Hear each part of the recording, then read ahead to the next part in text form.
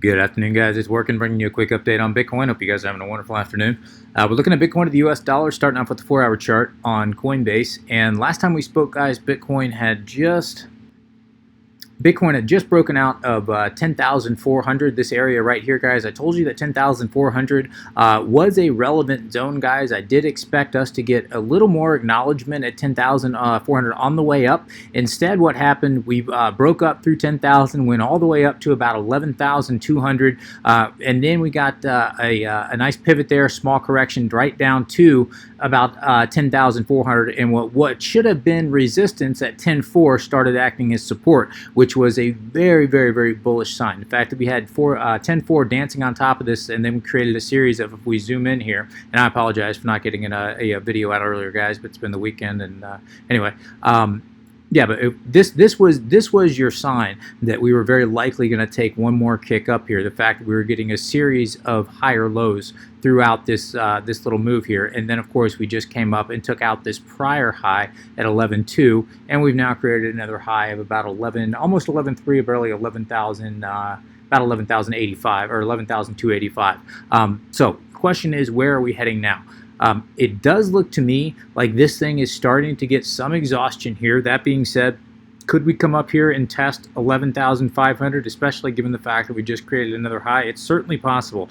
Of course, you guys know that this was the area that I was looking at, somewhere between the current price point on my last video, which was around 10.5, and this area between at about 11,500 to 11,700. This is the area that I was expecting a larger correction to come here. Now, does that mean that has to happen? No, not at all. But until we take out the top of this zone, which is at about 11.7, I am going to be looking for a larger correction here. So I don't know that now is the best time to start getting into Bitcoin. Again, not financial advice. You do whatever you want to do. I'm just saying we are starting to look extended here, guys. There's no question about it. One of the things that's getting my eye, let me zoom in here. Hang on one sec. There we go. Looking at shorts here. Shorts, a little bit of an uptick, but one of the things that's really getting my eye here is longs. Longs just started stacking out of the blue here, and I think we stacked about, what, 10%? Let's see. Right about, yeah, 11%. Yeah, we stacked 11% inside of about 10 hours or so. So that does suggest to me this is all just FOMO. And this is the kind of thing, once you start seeing stuff like this, as price is rising, you just see longs just start to shoot up out of nowhere there. That's when you know that you're starting to see that FOMO take over, and you're starting to get guppies back in the market. You're starting to get people back into the market that are not analyzing, they're not traders, they're people that are just FOMOing into this thing. And that's when you know that very likely, it may not happen right now, but very likely when you start to see this kind of things, this is the thing that market makers look for. This is the kind of things that will eventually get liquidated and destroyed. We saw it all throughout 2018. I don't expect it to be that bad at all, but a lot of people have learned their lessons, and if they haven't personally, they know someone that has. So, but the fact remains that this was a sign of guppies in the market here, the fact that longs just started stacking out of nowhere as price started going up. Pulling out on the weekly chart, guys, again, I know I've pointed this out before, but for the benefit of those that may not have seen it, and just to remind those that have, this area between 11.5 and 11.7, this was an extremely relevant zone, basically all from January of 2018 all the way through March of 2018. We can see that it was a massive area of resistance all throughout that zone. In other words, and we can see that we wicked up in here many, many times and then were rejected. In other words, this is a very strong supply zone. There's very likely a lot of sell orders sitting up here, and I would expect this to act as a decent area of resistance on the way up. But not only can we visually see that as an area of resistance, obviously, but we've got two other things that we're watching. We've got the fact that we have yet to have a 35 to 45% correction, which is very, very common for any kind of a parabolic move like we've seen here. We've not yet had that since we started going up here in well, actually since December of 2018. We had this first little uptick, a little bit of a pullback, and then things just started going parabolic all the way from February. But just looking at this correction, even from this little uptick here, we only corrected about, let's see, 20%, was it? Yeah, right at 20% there. The next major, quote unquote, major correction we had was right here, and I believe it corrected about 21%. Actually, that was only 18%. Yeah, I mean, almost nothing. And then we did have one other correction. I believe if I had to zoom back into the daily to find it, yeah, right here. We had that, I believe this one was like 21% correction. Yeah, we had a 21% correction right here. But my point is, we have yet to see that 35 to 45% correction to where we really get a lot of people panicking in the market. And I do think that we need to see that. And this is why I was saying I think there's a good chance we see that somewhere between 10.4 and 11.5. Now, 11.5, obviously, guys, for the reasons I just pointed out, is a very, very relevant zone to expect at least a pause in price, at least for price to acknowledge that zone on the way back up. But not only do we have this prior area of resistance back here in January of 2018, January through March. But as I pointed out before, guys, if we just take this entire structure, and I know I've done this every time for my last few videos, but I can't do it enough, guys, because I do believe, for those of you that haven't seen it, I do believe this is important for you to see. It's a extremely, extremely relevant zone. We've got, if we just go swing high to swing low of the entire structure, we can see that the 50 fib level lies right over there. The 382 was acknowledged on the way back up, and we can see that the next area of resistance, if we do get above this 50, is going to be between the 618 and the 65, which also coincides almost perfectly with this area of support right here back in December of 2017, all the way until we broke down in January of 2017. And so that golden pocket between the 618 and the 65, that lies right between that area. So in other words, my point is these fibs are lining up perfectly with our visual areas of support and resistance. Anytime you see something like that, you want to take notice. You want to know that if you're looking for scalps, if you're looking for a good entry exit point, these are the things that are going to point that out for you. Now, could price just shoot through this like it shot through 10,000? Yes, it absolutely could. This is cryptocurrency, guys. The only thing consistent about cryptocurrency is it consistently surprises. So yes, could we all get surprised here? Absolutely, there's no question about it. But probably until that does happen, probability says we will at the very least get some kind of a rejection off here, and I would say at least maybe a 15-25% correction. But again, I'm still looking for that 35 to 45% correction. Doesn't mean it has to happen, but it just means that every time we've had Bitcoin going parabolic like this, going all the way, basically all the way from the beginning of time, it has been followed at some point by that 35 to 35 to 45% correction. And typically it doesn't take this long. So in other words, we are long overdue.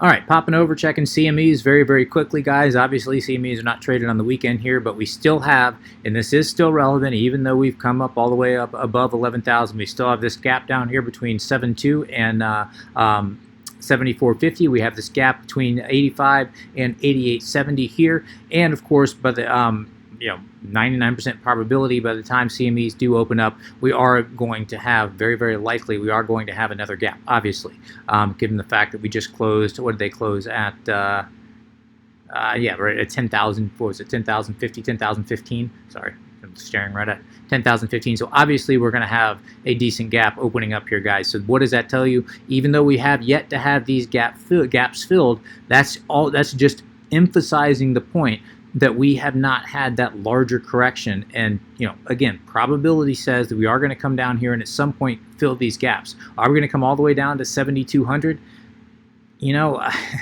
It's anybody's guess. It's anybody's guess. I don't want to call this probable. I certainly don't want to call this probable. And even though I can say every gap in history of CMEs has been filled, we don't have much of a history on CMEs, so that's kind of a moot point. But the point remains that these gaps, very, very likely, at least this gap here at 8,500, very likely this gap here at 10,000, from depending on where it opens up tomorrow, will very likely get filled. Does it have to happen? No, but it's certainly something to keep an eye on, guys, especially given the fact that we have yet to have that larger correction. So assuming we do have a larger 35 to 45% correction, what would that look like?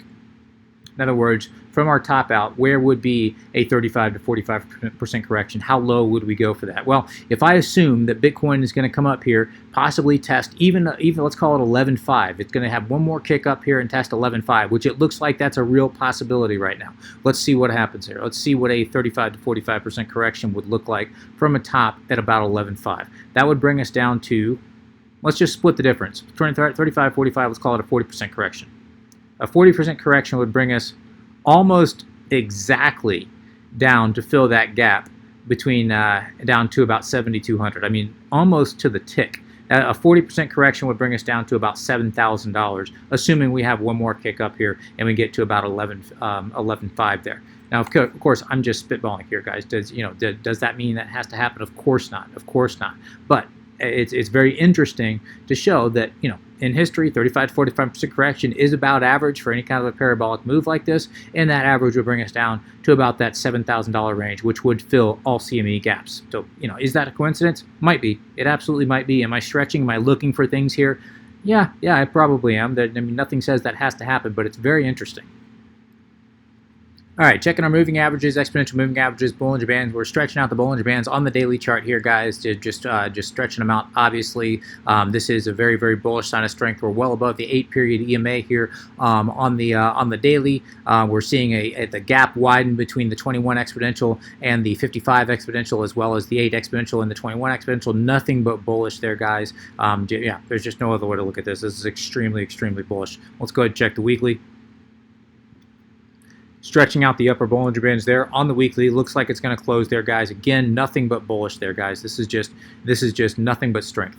The 8-week exponential stretching out the 21, stretching out the 55, widening the gap between the 55 and the 21. That is, this is just bullish as hell. All right, checking our indicators, zooming back in on the 4-hour chart, we can see the 4-hour MACD is looking like it wants to show a little bit of bearish divergence. We're not there yet, guys. Obviously, we have not topped out here, but it does look like it is suggesting it may show a little bit of bearish divergence here, especially if we have one more kick up followed by a hard rejection, guys. That would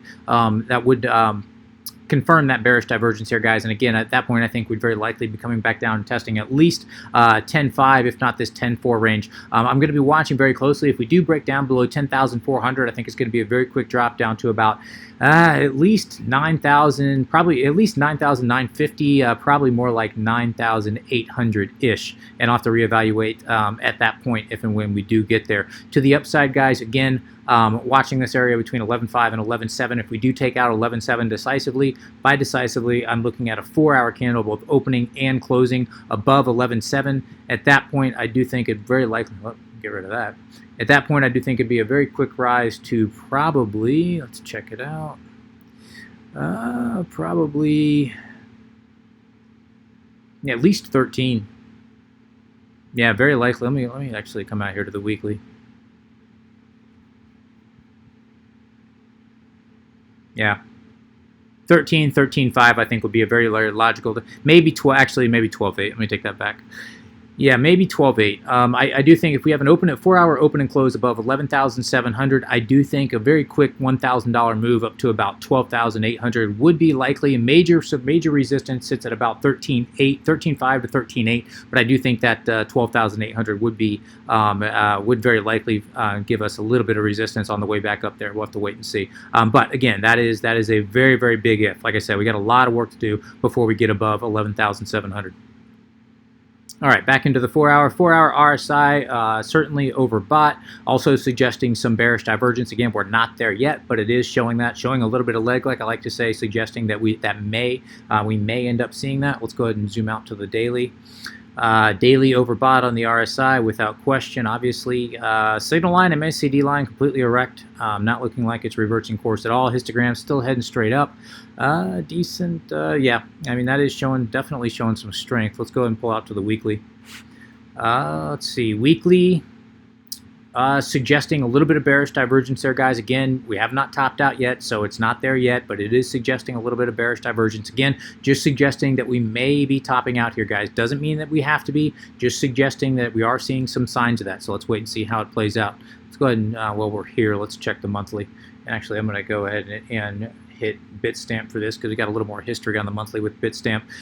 Fresh cross above the signal line and MACD line, fresh cross of the histogram into bullish territory on the monthly. That is extremely, extremely bullish. Looking at the monthly RSI, not quite, not overbought yet. So again, nothing but strength there, guys. We could see a nice pullback here in the short term, guys, and that would not affect the monthly. The overall monthly just looks beautiful.